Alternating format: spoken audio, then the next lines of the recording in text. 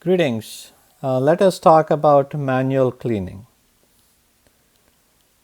And this is important to remove the biofilm and bioburden in the scope before you take it for high level disinfection. If you do not remove this biofilm, your high level disinfection is not going to be effective.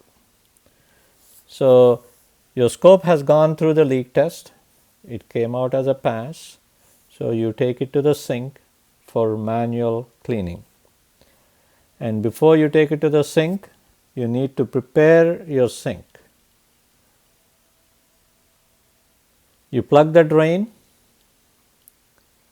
and then fill it with water according to the manufacturer's instructions. Usually it is 80 to 110 degrees Fahrenheit, and then add the detergent and you go ahead with the cleaning of the scope. Do not add detergent before you fill the sink with water, as bubbles that form could cause damage to the scope.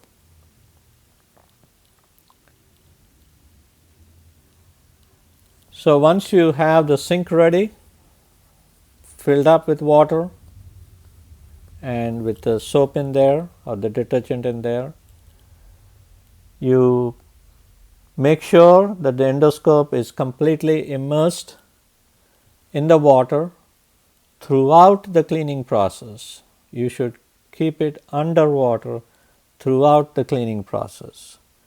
Take a sponge, immerse it in the detergent and clean the exterior of the endoscope. Start with the cleanest part, that is the control section, and then wipe it down to the dirtiest part of the scope, that's the insertion tube. So once you clean the exterior, the next step is to clean the valves and the channels. First, valves. You take a valve cleaning brush. You make sure that you take the right brush that is designed for that particular scope. If you take a bigger brush, it could damage the scope. If you take a smaller brush, you are not going to clean the scope properly. So you take the correct valve cleaning brush for that particular scope and insert the valve cleaning brush into the suction valve, air water valve, biopsy valve, and the suction connector. And then once you insert at each of these places, do a 360-degree turn in each case and then remove it. So once you've done that, you could dispose that brush. So you clean the valves. Next is you have to clean the channels. There are two types of brushes: channel cleaning bristle brush and the pull through cleaning brush. These are two different brushes, and make sure you pick the right brush for that scope. You have to follow the manufacturer's instructions for use. You put it down the suction valve at an angle so that it comes out of the distal tip. Once it comes out of the distal tip, examine the brush for any debris.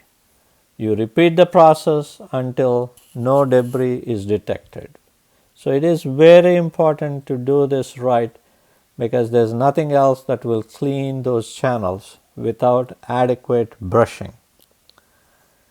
Once you have done that, you go down to the biopsy valve and repeat the same process. Clean it until no debris comes out. So once you put it from one end, pull out from the other side, and then take it back to the top end and pull it out from the other side.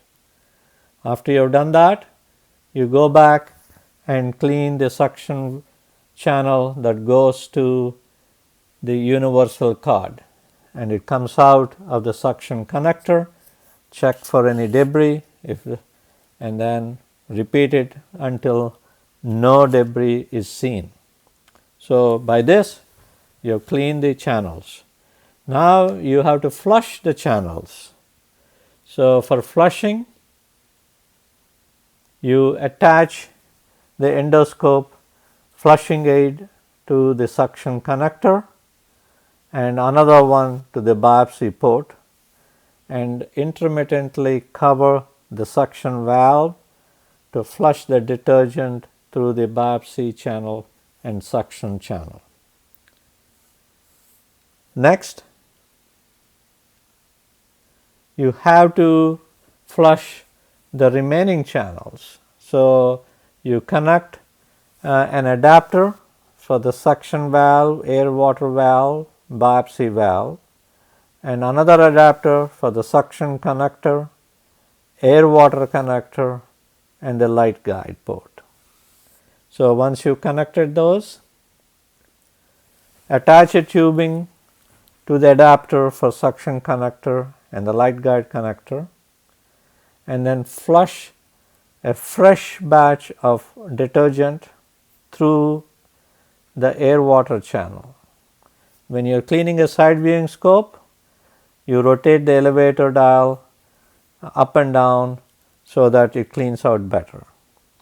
Once you completed this, you disconnect the tubing but leave the adapter in place, and now you take the scope to the next sink for rinsing. And here, rinse the exterior of the scope with clean water. Flush the scope channels with fresh water until debris and detergent have been completely removed. Everything should come out clean. Following this, you flush the scope channels with air, disconnect the tubings and adapter, dry the scope with a lint-free cloth, ensure that the cleaning was effective by doing a visual inspection or by using a magnification glass, and move the scope to a clean bin, and that will be transferred to the high level disinfection room for high level disinfection.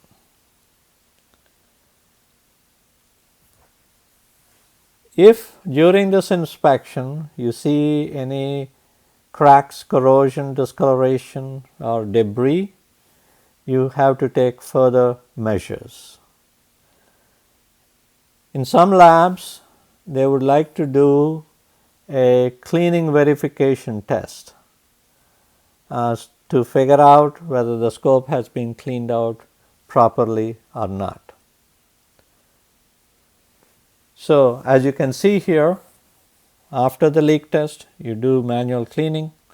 In the manual cleaning, you clean the endoscope under water, outside, valves, channels, brushing, and then flushing with detergent, all the channels, and then with air, and then take it out, clean the channels and outside with clean water, then dry it, examine to make sure you did a good job and there is no debris left before you transfer the scope for high level disinfection. Thank you.